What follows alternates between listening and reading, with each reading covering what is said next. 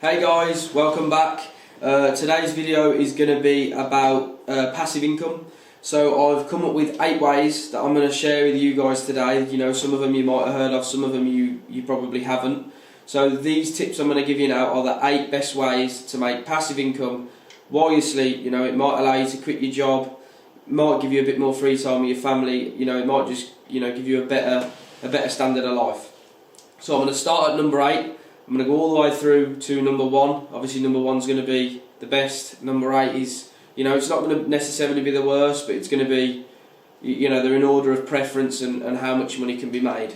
So at number 8, we've got, there's an app that's just been released which allows you to rent out driveway space. So if you have a house and you don't have a car, or you have a large driveway, especially if you live near a town, there's an app online in the App Store. If you just search rent out driveway space, you can actually rent out parking spaces on your driveway for around about, I think the average is around about £50 a week. So it's not massive, but it's money for old rope, as they say. It's money for nothing. You can rent out the space. You haven't got to worry. If you've got more than one space on your driveway that's spare, you can rent out 2 to 3 spaces. This mainly works, though, this is why it's obviously at number 8, this only really works if you're by a town, local to a train station, or somewhere where people do need parking. Obviously if you live in the countryside, probably not going to work for you, but obviously that's why this sits at number 8. So number 7 is sell stock photos and videos on a website. So everyone's heard of Shutterstock, iStock, there's plenty of others out there. So the camera I'm filming off now was around about £1,500, but you can pick up a camera that would be good enough for that sort of level of photos for around about £500 brand new. But there's plenty of second-hand ones on Gumtree, eBay. So, and I think they're sell refurbished on Amazon. So that's another massive thing. So go around your local area, whether you're local to London or Birmingham. Take a photo of the London Eye, the bridge.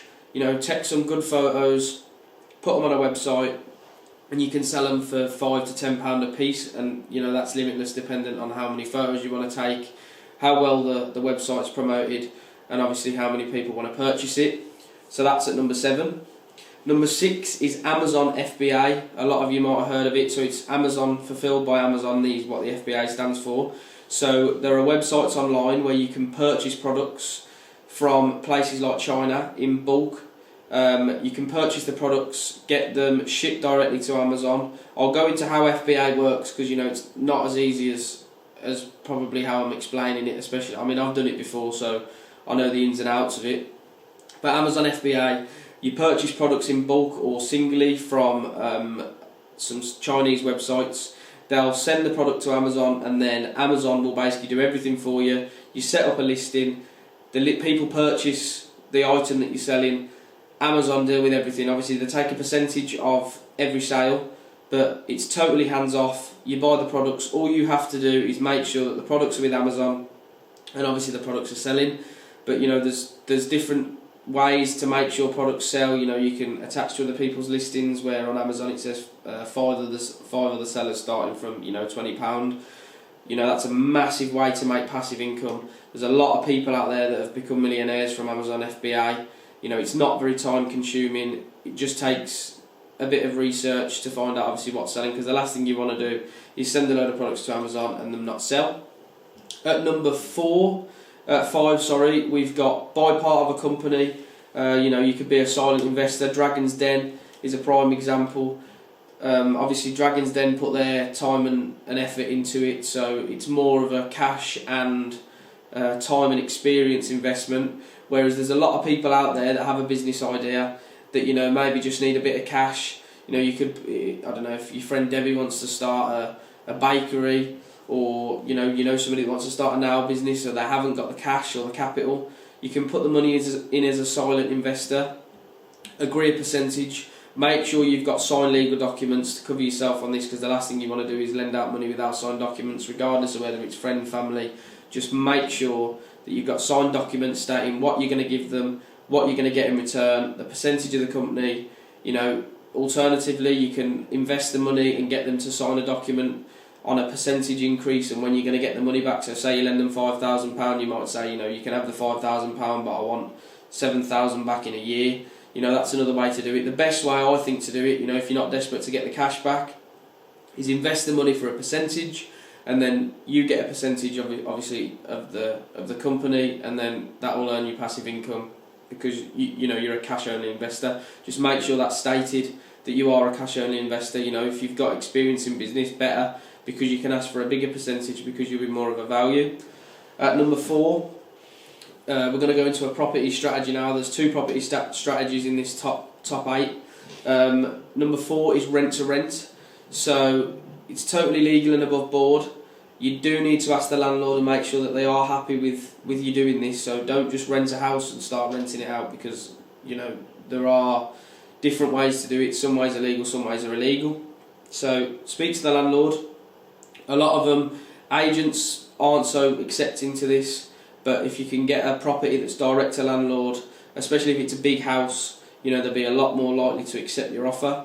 So you basically go to the landlord, offer them the rent. Some people normally offer more or a little bit less depending on what the property is advertised for, and then you rent the rooms out singly.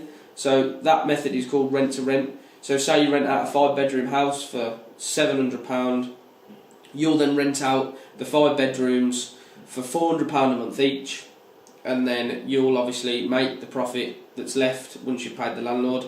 But just make sure, there's a lot of rules you need to follow. You've got to have fire doors, you've got to make sure that it's not in certain areas because there's articles in place to stop HMOs being created. So again, just do a little bit of research on that method, but it can be very, very, very, very good, and very good for passive income. So at number 3, we've got affiliate marketing. So there's a lot of people that don't know what affiliate marketing is because it sounds confusing. So affiliate marketing is when you sell someone else's service or product for them, and then you get a cut of what they make. So there's plenty of websites out there. If you search on Google affiliate marketing, it's, as I say, basically you can either promote a product or a service for somebody else.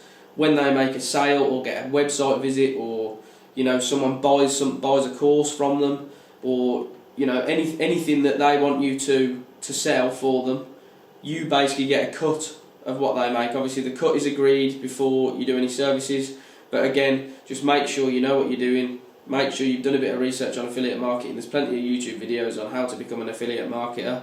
I haven't done the affiliate marketing myself. It's a passive income process that I have looked into, but there are other ways. I earn passive income, but I know a lot of people that are making a hell of a lot of money through affiliate marketing, so again, that's why it's towards the top of the list. Number 2, Airbnb.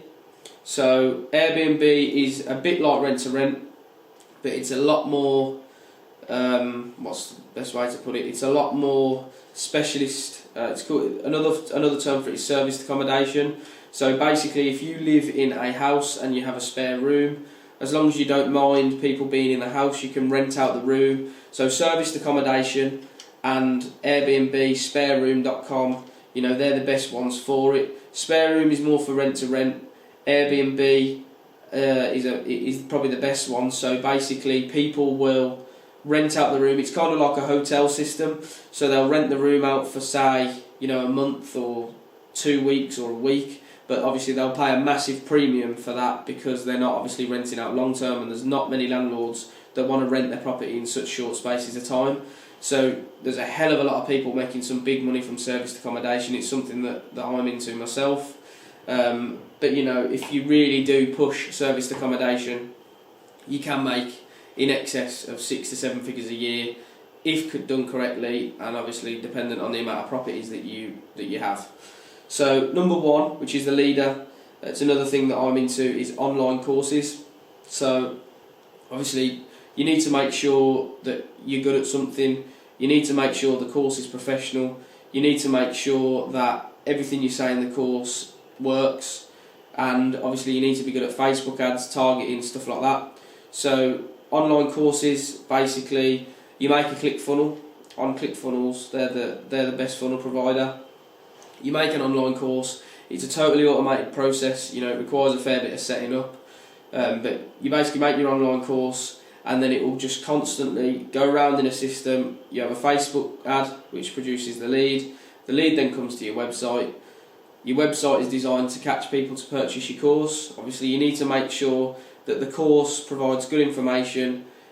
You know, you're very experienced at what you're selling a course on, because the last thing you want to do is sell a course that doesn't work, because it's a recipe for disaster. Not to mention the fact, obviously, it's a scam. So you need to make sure that the course you write is true. Everything in the course works, or has worked for yourself or someone that you're close to. And if it's somebody that you're close to, you need to make sure you get an interview with them, and obviously make sure that they give you most of the information. You know, maybe get them in as an investor on the course. You know, just make sure that everything is proper and above board. But yeah, at number one, it has to be online courses, because you know it can be systemised. Once you've done it once, you know there's not much you need to do to it. Obviously you need to update it every year or so, but again, you can build a Facebook community, you can build an Instagram community, and you know really help people grow and succeed in their life. So we'll just go over the top 8 again. So at number 8 we've got rent out drive space. Number 7 we've got sell stock photos or videos. Number 6 we've got Amazon FBA. You know, eBay is another one that you know you can do, but obviously eBay you have to hold the stock yourself. I'm not sure if they do a fulfilled by eBay service. I don't think they do. I've never heard of it. Number 5 we've got buy part of a company. Number 4 we've got rent to rent. Number 3 we've got affiliate marketing. Number 2 we've got Airbnb, and number 1 we've got online courses. If anyone's got any questions, if anyone's got any things they want me to answer in a video, drop me a message. Drop me a DM on Instagram, and don't forget to like this video and subscribe.